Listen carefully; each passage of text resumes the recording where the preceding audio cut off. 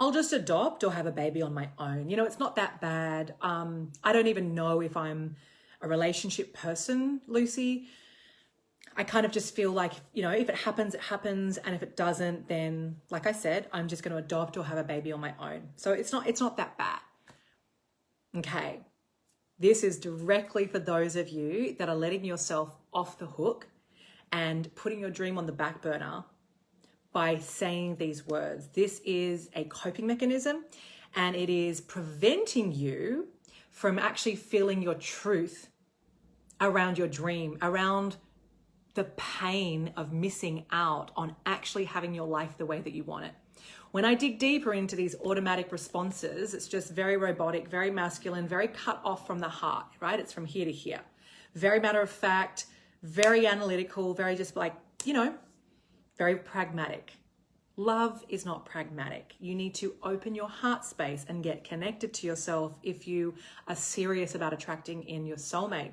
And you need to have a huge wake-up call to get real, up close and personal with what it is that you desire. Because just by throwing it out there, well, I don't know if I'm the relationship person, I can just have a baby on my own, I can just adopt. Do you actually know what goes into that?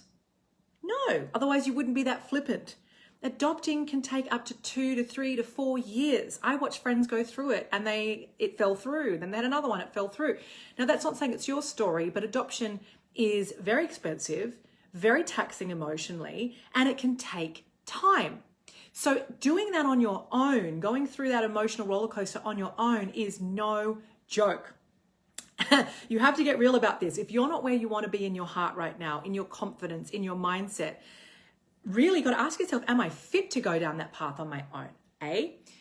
Then with the IVF journey, well, you know what? I'll just have a baby on my own. I've frozen my eggs. I'll just do that. Have you actually looked into IVF? Do you even know what you're in for? Let me lay it out.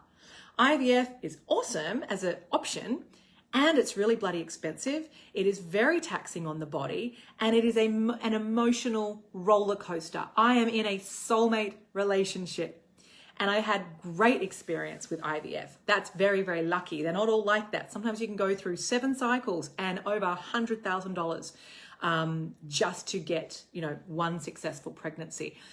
So it's very, very important that you stop the BS about being flippant of, oh, I'll just have a baby on my own. Yes, it's a fantastic option that exists for us. But my question to you, beautiful one, is that what your heart and soul truly want?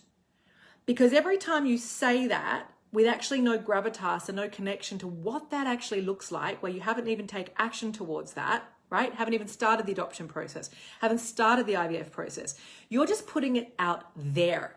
And that's going to take at least 2 years of getting that up and off the ground, right? Anything before that is awesome, but I'm just laying it out. You got to get honest about your timeline and about the words that you're speaking, because all that's doing is it's giving you this hiding place where you're convincing yourself that it's not that bad. I've got my plan B. I'm good with that. If it happens with the guy. Can you relate to that? I see it. I saw it with one amazing client, Lorian, when she came to me, the most beautiful girl, so in her plan B. I'm just going to have a baby on my own, blah, blah, blah, blah, blah, blah, very like ordered, methodical. And I said, is that what you want? Why are you asking me that? I'm like, you booked a call. Is that what you want? No, it's not. But I've kind of sold out on the possibility of actually having a soulmate. So I've just convinced myself that that's the best option for me. And I so get that that is where many of you have kind of put your consciousness. I'm not making you wrong for it. I am holding the mirror up to your face for you to snap out of this automatic pilot conversation that you're having with yourself, because you are numbing the fuck out of your truth. And without letting yourself go there and really connecting with what is my life going to be like if I forfeit my chance at actually being a mum with my own baby, if that's what you want, with the love of my life, and bringing a baby into the world with a very powerful outlook on life, a very powerful relationship with yourself, a very powerful mindset. Isn't that what we all want? If we're going to bring a baby into the world, not to be perfect, because that doesn't exist, but to be the best version of ourselves so that we can enjoy the motherhood process, right? Because I know many of you fear it, and that's the other subconscious hurdle you're putting in your own way, where you're putting that buffer there to keep putting it out there, because deep down you don't believe in yourself to be a mother. And that is why you're just like, well, I'll just do this, I'll just adopt, I'll just do IVF. When I know that if we have a conversation right now in this moment, you could be on the ground in full-on floods of tears right now at the truth around forfeiting your plan A and your dream. I want you to really let this in. It's a really, really big one to get, because putting your dreams out to the side means that you're just saying, you're just being complacent with your dream. You're just like relying on hope. If it happens, great. If it doesn't, it doesn't. And that's just you being very, very passive with something that's very, very important. So the next time you go to just throw that safety net out there, I want you to really listen to the words that you're speaking, because words create our life. And if you're not taking your dream seriously and your timeline seriously as a woman, and actually getting into action to do the deep work, right? To shift out of the fear, the disbelief you can even have a soulmate relationship. What do you think it's going to be like bringing a child into the world, right? Either adopting one or having a baby on your own. If you don't have this soulmate relationship with yourself, what kind of a mum do you think you're going to be coming in from that real just like, well, that plan A didn't work, so I'm just going to do it this way. There's nothing wrong with it, but you wouldn't be in this community if that was truly what you wanted. You'd be in a plan B community. And I'm holding you to your plan A to say you can create whatever it is that you desire. When you love yourself enough and value yourself enough to invest in yourself, to get a mentor, to get the support that you deserve so you can shift out of your stories, the illusions, the conditioning that's been passed down, the ancestral line for generations, it gets to stop with you if you choose that. You can choose a brand new life for yourself, a brand new story to live into where you do get the happy ending. And I don't mean $5 saki. I mean an amazing life. I worked with so many clients that have come from absolute fucking mayhem growing up. Abuse, trauma, abandonment, death, all sorts of things, like really, really toxic. And if they can shift out of their paradigm that they're not good enough, and then now be with their soulmate, now be deeply in love with themselves, then there's no reason you can't do that. It's such a travesty to disconnect from your dream and to just be very black and white and say, oh, well, I don't need that.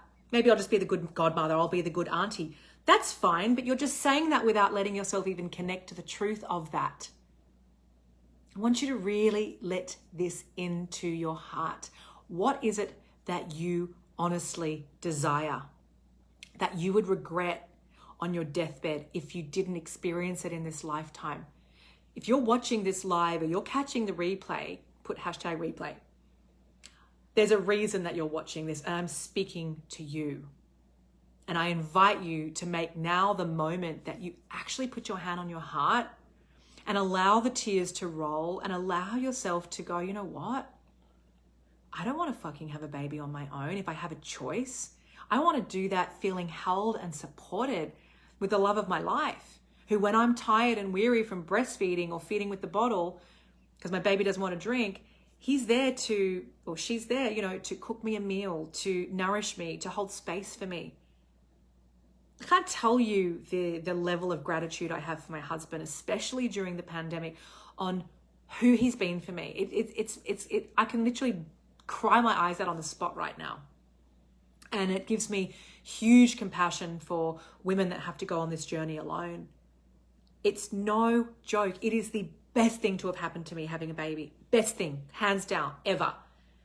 But when I look back at the version of me when I was so disconnected to my heart, when I was in such lack, such scarcity, such disbelief that I could have this type of relationship I'm talking about that I know that you desire, I don't even want to think about that path that I was heading down, on what I would have been like as a mum and how isolated and alone I would have felt in that relationship that I would have ended up in. It'd be on the way to divorce right now, I can tell you that much. We can only attract in who we are. So it's not about blaming dating or looking outside of you and saying, oh, love is hard, all the good ones are gone, it's a pandemic. It's about you getting really fucking clear about what do you want, and then doing the work to get into alignment with your greatness and with your heart, and up-leveling your consciousness and your mindset and your belief system so you can feel fucking amazing as the woman that you are in the skin that you're in, where you know you're an instant fucking manifester and you can call in the love of your life. You can create a baby with him. And if you do go down the adoption path and IVF, you're going to have someone by your side that's there to hold space for you, because I'm not saying there's anything wrong with adopting or IVF. I'm all for it. You can skin the cat however you want. There are many ways to have a baby. That's not the conversation I'm in. I'm in the conversation about you actually getting honest with yourself about your highest desire and your truth. Because you walked away from your truth a long time ago. You disconnected, you opted out because of the shitty experiences that you've had, because of a huge heartbreak that you experienced, because you were let down. And I get that. But now you have a choice to go, okay, do I want to break up with that contract of ruling out love? And do I want to have my plan A? That's what this conversation is about. You deserve plan A. You deserve support. You deserve to have space held for you. You deserve to have the most premium experience of love. And love is so many things. Love is someone holding your hair back when you're vomiting with morning sickness. Love is, holding your hand through labor when you just don't think you can push for one more second. I'm just really getting to the truth of what true love actually looks like. It's not just this flowers on Valentine's Day and all this romantic stuff. It's real deal in the trenches together and being there for each other and holding each other to their highest. And when one person, when I'm having a rough time, Anam's there to remind me who I am. He's there to hold space for me, and vice versa. And it is truly, I'd say, along with having a Bella, it is definitely, it's something that I don't take for granted one day. Nope. It's something that I'm deeply grateful every single day. Even when we're having a fight, even when, we're not agreeing about something, I every day am so fucking present to how I'm living my best life and how I've fucking consciously created this. And it's not this out there thing like, oh my God, having a soulmate relationship is like this big thing that's just for a few people. It's not that. Anam and I are learning from each other, growing from each other, right? He learns from me, I learn from him. We point out each other's flaws, we fucking call each other out, all those things. And that's called growth. And that's what life's about. It's about discovering and growing and learning. And the longer you stay single and bury yourself in a hole of wall after wall after wall and all the reasons and excuses as to why, love is not for you, that's fine. You can have that story. But you're going to end up bitter and rigid and living with regret. Bottom line. Because without living a life with love in it, we start to shut down as humans. So this is for those of you that are in the wrong fucking conversation with yourself, not taking care of your dream, not taking care of the way that you speak to yourself. You're just in robot mode, automatic pilot. You've given up. You think that you're clever, you're being too clever for yourself. You've got all of these reasons on a spreadsheet. You're very analytical, and you've justified to yourself that, well, it's no biggie if I don't get to have it, have a baby. When really, if you and I were to hang out and have a cup of tea right now, like I said, you'd be on the floor crying when you actually connect back in with your truth and for how long you've been selling out on that. It's complete dissociation. It's a disconnection to your heart and your soul. And it's having you get number and number by the day and more contracted by the day. And that's why you feel tension in your neck. You get headaches, stomach stuff constantly, because you're living in this very tense state that really breeds anxiety and a lot of depression. But you've gotten so used to living with that, you've just accepted that as well. Well, that's just who I am. There's a lot of anxiety on the planet. I'll just go and get antidepressants. It's just sort of this medicated automatic pilot response. Now, I'm going to put a clause here. I'm not saying that antidepressants don't have their place. So don't start, I won't be tolerating any responses to this live if you want to go in and bat for antidepressants, because that's not the conversation I'm in. There is a place for that. But most people do not need antidepressants. They need to feel to heal. There is a very small population that actually have a chemical imbalance who do need those. Yes, 100%. I've even said to specific people, you need to go and get on medication. It's very rare that I say it, but I will say it if I really feel that. Because the most important thing is that people get what they need, right? So I want you to go away and really feel into your heart, beautiful one. I want you to put your hands on your heart and close your eyes and ask yourself, what do I truly want? And if you don't have my book right now, go get it instantly, right? I'm done. I'm seeing so many people getting so many breakthroughs from that book. You can get it instantly on Kindle, and you can also order it if you want to have the hard copy.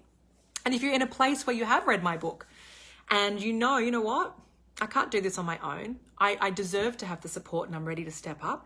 Then my team and I would love to have a call with you to see what's going on and if we can help you, because there is nothing more important than you thriving in this lifetime and choosing to thrive during this pandemic, because we don't know when it's finished and we're not going to wait until it's finished to live our life. Your life is right now.